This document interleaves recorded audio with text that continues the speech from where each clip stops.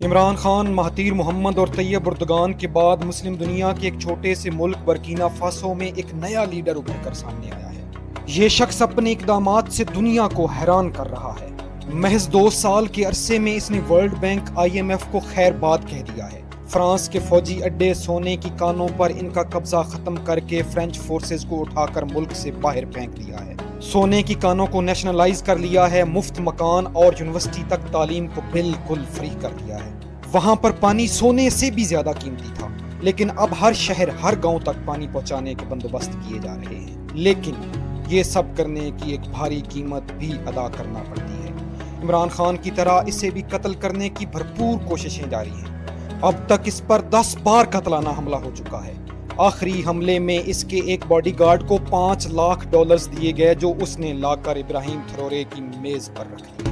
معزز دوستو، national integrity, self Reliance اور ترقیاتی منصوبوں سے متعلق ابراہیم تھرورے کے اقدامات کو جاننے سے پہلے آپ تمام دوستوں سے گزارش ہے کہ ہمارے چینل کو سبسکرائب کر کے ہماری حوصلہ افزائی ضرور کریں۔ 14 مارچ 1988 کو پیدا ہونے والے تھرورے سپٹمبر 2022 میں برکینا فاسو کے صدر بنے۔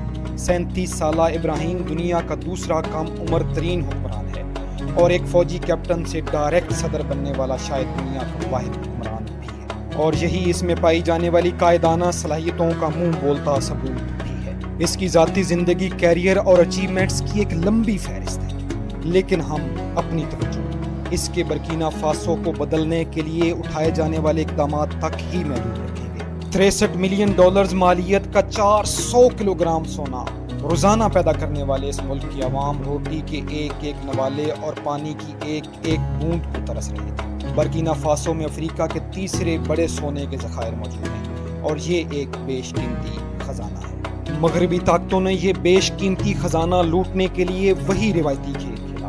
عراق، شام اور لیبیا کی طرح یہاں پر بھی اپنی پراکسیز کھڑی کر دی۔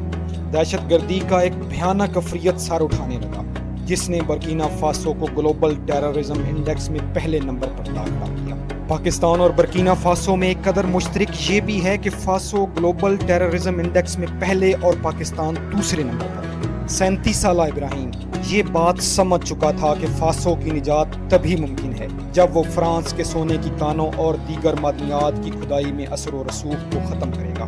صدر بنتے ہی اس نے ایک لیڈر کی طرح بیہیو کرنا شروع کیا اور آتے ہی 2 انقلابی اقدامات اٹھائے۔ سب سے پہلے اس نے فروری 2023 میں فرینچ فورسز کو ملک سے نکل جانے کا حکم دیا، جو بظاہر دہشت گردوں کے خلاف ان کی مدد کر رہے تھے، لیکن حقیقت میں تمام گولڈ مائنز اور معدنی وسائل پر قبضہ کر چکے تھے۔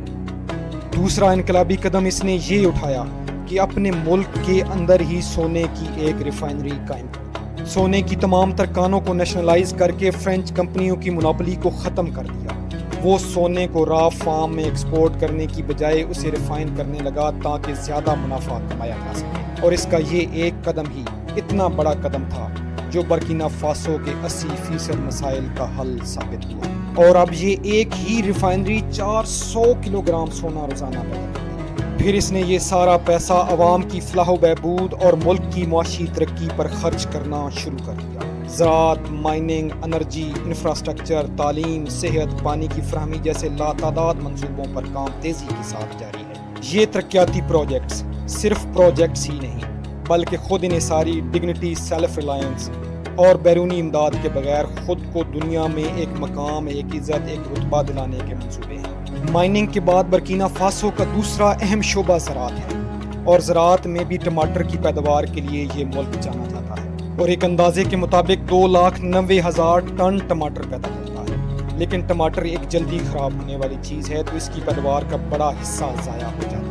ابراہیم نے اس کا یہ حل نکالا کہ سونے کی طرح ملک کے اندر ہی ٹماٹر پروسیسنگ یونٹس لگا دیے، جس سے وہ خام ٹماٹر برآمد کرنے کی بجائے ٹماٹر سے بنی ہوئی آئٹمز سے اچھا خاصا منافع کما رہے ہیں۔ برکینا فاسو کا ایک بہت بڑا مسئلہ یہ بھی ہے کہ یہ ایک لینڈ لاک کنٹری ہے، جسے تجارت کے لیے گھانا اور آئیوری کوسٹ کی بندرگاہوں پر انحصار کرنا پڑتا ہے، اور سیکیورٹی کی ان ایون صورتحال کی وجہ سے انہیں کافی زیادہ مشکلات کا سامنا رہتا ہے۔ برکینا فاسو نے اس مسئلے کا حل inland dry ports, railway links اور مقامی ملکوں کے ساتھ تجارت کی صورت میں نکالا ہے۔ انہوں نے بڑے بڑے ویئر ہاؤسز، سٹوریج ہاؤسز بنائے ہیں تاکہ اشیاء کو زیادہ دیر تک محفوظ رکھا جا سکے۔ اس پروجیکٹ پر انہوں نے تقریباً $1 بلین صرف کیا ہے۔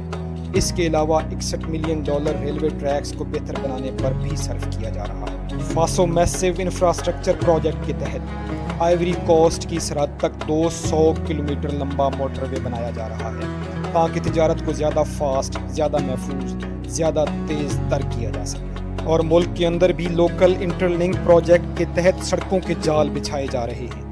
ان تمام موٹر ویز، ہائی ویز کے ساتھ ساتھ سولر پارک بھی بنائے جا رہے ہیں تاکہ انرجی کی ضروریات کو پورا کرنے کے ساتھ ساتھ ماحول دوست رینیویبل انرجی پر انحصار کو بڑھایا جائے۔ اس کے علاوہ ابراہیم تھرورے نے فاسو مایو پروجیکٹ کے تحت 50,000 نئے رہائشی گھر تعمیر کرنے کا بھی اعلان کیا ہے، جو کہ افریقہ میں بنائے جانے والے چند بڑے پروجیکٹس میں سے ایک ہے۔ انہوں نے لوکل اور بیرونی انویسٹرز کو سہولتیں دینے کے لیے $28 ملین مختص کیے ہیں۔ اسپیشل اکنامک زونز بنائے گئے ہیں، ون ونڈو آپریشن اور سیکیورٹی کے بہتر انتظامات بھی کیے جا رہے ہیں۔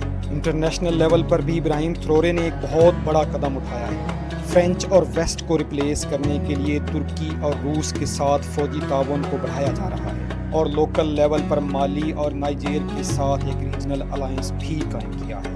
تھرورے کے ان اقدامات کو عوام نے اس قدر پسند کیا کہ جب وہ روس کے دورے سے واپس آئے تو عوام نے ان کا زبردست استقبال کیا۔ انہوں نے 1992 سے بند روسی ایمبیسی کو بھی کھول دیا ہے اور برکینا فاسو میں باقاعدہ طور پر روسی دستے تعینات ہو چکے ہیں۔ ان تمام تر انقلابی اقدامات کی وجہ سے دنیا اب تھرورے کی جان کی دشمن بن چکی ہے، اور اگر وہ یہ تمام منصوبہ جات مکمل کر کے خود انحصاری قومی وقار اور عزت کے راستے پر چلنے میں کامیاب ہو گئے تو ایک عظیم لیڈر بن کر ابھریں گے، لیکن اس میں ابھی وقت لگے گا۔